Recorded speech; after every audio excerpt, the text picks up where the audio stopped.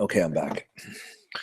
Okay, so a debate is just a quicker, more efficient interaction between two written papers, because that's how it normally goes. You write an academic paper, everybody rebuttals come with criticism, then you rebut their rebuttals, and it's just this big system that we work through. So what I'm saying is, if you put forth this presuppositional argument on paper and you say, how do we know about God? How do we know God exists? He's real. All these things. You say natural revelation, we innately know, and revelation from the Bible. Well, first And of all, then let's keep in mind in these types of discussions, whether they're formal or informal, there is no neutrality. Okay? Nobody's neutral. I have my final authority, you have yours. Christians have their final authority, skeptics have some other final authority. Right? So it doesn't matter whether somebody is a PhD in philosophy or they're some high school student studying philosophy. So we're both coming to the table. None of us are neutral. So it's going to be a battle of the final authorities, you know? right, okay, so you write that presuppositional you lay out your argument, the presuppositional argument, and the first thing that I come to as say you're a PhD philosopher you write in a journal. Well, I unless see. they're Christian, they're going to reject it. Well, that's not true because R.C. Sproul rejects this argument as well, and so does Um, William Lane Craig. um, yes and no. They reject the form. They don't reject the Okay, conclusion. They okay, reject okay. the They form. may not use the presuppositional approach, but they are presuppositionalists. You want to know how I know? Because all I would have to do is ask good old RC. By the way, how come he always looks like he's constipated? Do you ever notice that? Yeah, I guess so. Yeah, he's I mean, getting up there. He's probably oh 85 yeah, now. yeah. He's getting up there. I mean, I like RC, but he always seems a bit crotchety, you know. Yeah. But here's why they're presuppositionalists: is because they accept Genesis 1:1. In the beginning, God created the heavens and earth. You know what that entails? That entails that everything that exists, everything that is distinct from God, is contingent upon God. Everything. They would definitely agree with that, but how you get there, how you come to know this, Well, would be separate. first of all, as much as I like and appreciate William Lane Craig, to me, he's not, quote, the gold standard. He's probably one of the best Christian debaters and philosophers. But you know, he accepts things that are just, I think, rank unbiblical, like theistic evolution. Also, you also have to understand that he wants to rub shoulders with people in philosophical academia. They're not going to give him the time of day if he takes these approach. So he takes the evidentialist approach.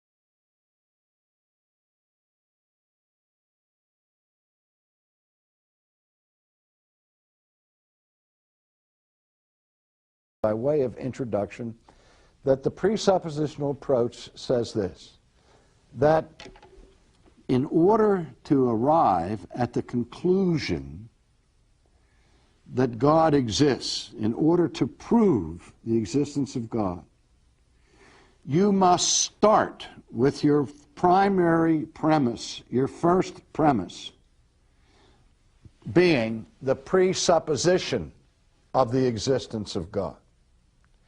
In other words, that unless you start by presupposing the existence of God, you will never get to the conclusion of the existence of God. Now, of course, the immediate objection that is raised against that form of thinking is that a procedure of starting with the thesis that God exists and then reasoning to the conclusion that God exists involves a classic fallacy of logic called the petitio principii fallacy, or the fallacy of circular reasoning. And the fallacy of circular reasoning occurs when the conclusion appears already in one of your premises. See, that the conclusion is already assumed up here.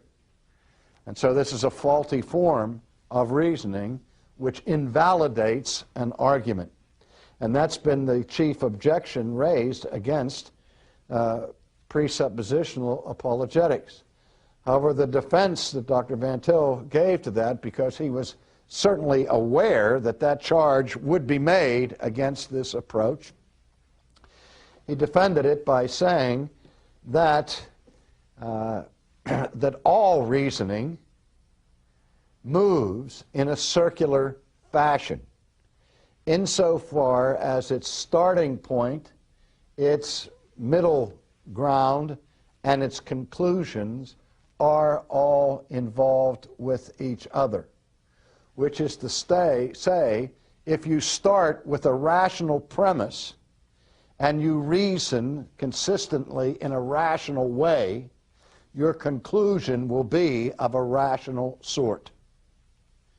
And so with that kind of definition, Dr. Van Til justifies his use of circular reasoning, saying that it's no different from anybody else because all reasoning is circular in that sense. Because you reason that your reasoning is reliable. It's circular. But guess what? All positions are circular. Well, those of us who don't adopt this approach to apologetics find in the justification for circular reasoning the commission of a second fallacy that is as deadly as the first one.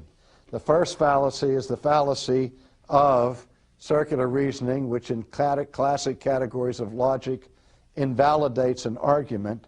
The justification for using circular reasoning involves the second fallacy, which is the fallacy of equivocation, where a term changes its meaning in the middle of the argument. When he justifies circular reasoning by saying that all reasoning is circular in the sense that its starting point and its conclusion are of the similar sort, that's not what is meant by circular reasoning. We've all understood that a rational argument, if it's going to be rational, must be consistently rational throughout. And why call that a circle when in fact it's linear? You begin with a rational premise, you use another rational premise, and you move and advance to a conclusion that is of a rational sort without running around in a circle. You're asking me to conclude something exists without using my autonomous brain. You're first of all, you're not autonomous from God's point of view. He is. You aren't. How do I conclude something exists without appealing to myself? The biggest objection that I have, frankly, besides these logical errors to presuppositionalism, is that nobody starts with God except God. You can't start in your mind with God, the knowledge of God, unless you're God. Where we say you start is with self-consciousness. And from self-consciousness, you move to the existence of God. You don't start with God consciousness and move to the existence of the self. By necessity, human beings thinking with human minds must start with where they are, with their brain.